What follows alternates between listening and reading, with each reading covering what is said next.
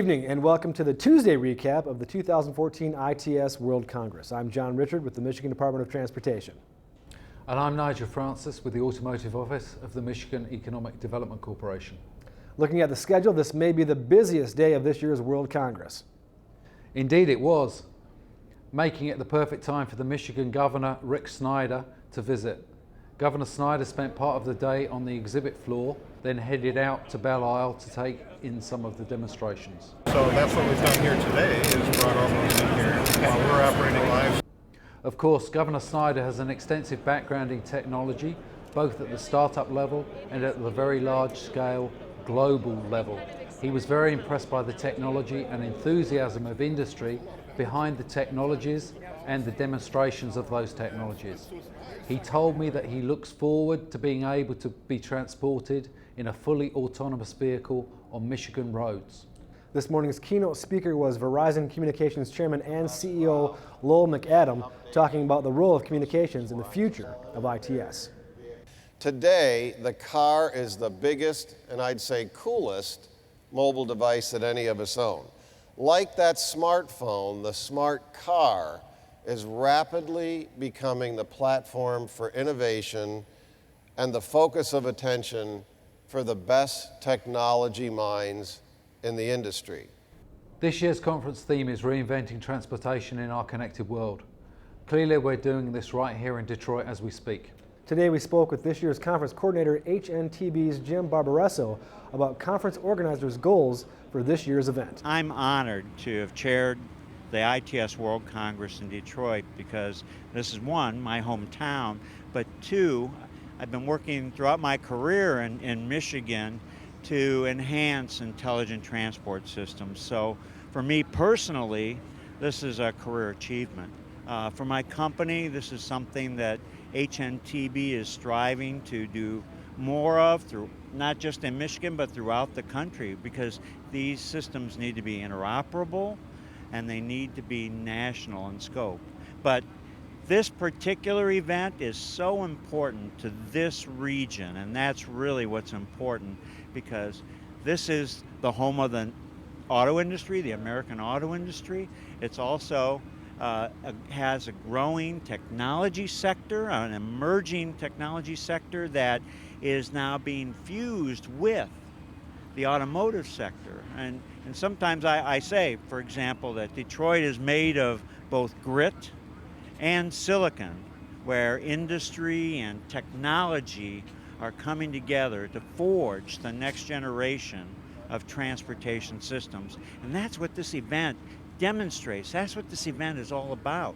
Everything on this island, all 30 some odd demonstrations that we have, 300,000 square feet of exhibits, and more than 250 program sessions with an all-star lineup of speakers, by the way. Major announcements about connected vehicles, major announcements about autonomous and advanced safety systems. I mean, I couldn't be happier than I am right now with the success that we are having at this event, but also the success that the state of Michigan and the city of Detroit is experiencing this week during the World Congress. Wow, that was amazing. You know, I never thought that we would see this day come when we are seeing connectivity and automation come together like this to create the next generation of vehicles and infrastructure to promote safety, mobility, and the environment. So Nigel, when we talk about ITS deployment, we hear a lot about connectivity. What does this mean regarding ITS? The two principal forms of connectivity related to ITS are V2V, which is vehicle to vehicle, and V2I, which is vehicle to infrastructure. There is very active development of both technology streams in Michigan and worldwide. Current thinking is that both V2V and V2I will require to be developed and then deployed on a large scale for vehicle autonomy to become a reality. Of course, the car companies and their suppliers are working actively on both in unison with the federal and state governments and academia, and our own MDOT leads in this respect. As an example of V2V technology, we can expect to see in the short term an added intelligence in both the car and the road infrastructure, such that a vehicle will know that an upcoming light is red, and indeed the upcoming light will know a vehicle is approaching and turn the light green in advance of your arrival, provided it's safe to do so. This and other evolving technologies will begin to be deployed shortly in both new vehicles and our road infrastructure, and will make for a more efficient transportation system that is faster, safer, and more environmentally friendly for all. On Sunday night, we talked about how cars and computers were two separate industries. Add to that the communications industry. How do you see this developing in the future? The intersection of the automobile, onboard computers, and personal communications will define the future of mobility. Importantly, great companies from each of these areas are represented on the ITS exhibit floor here at the Cobo this week. What we can expect to see is a blending of the automobile together with its onboard computers and the communications industry in a subtly different recipe going forward. The cookbook is being written at this conference right here in Detroit today. And now that they're all working together, the future is pretty wide open. ITS has come a long way, and now so many industries are involved. The next hurdle is getting the public to grasp the changes and the future. Here is Specs Howard's Stephen Riley with a look at that challenge.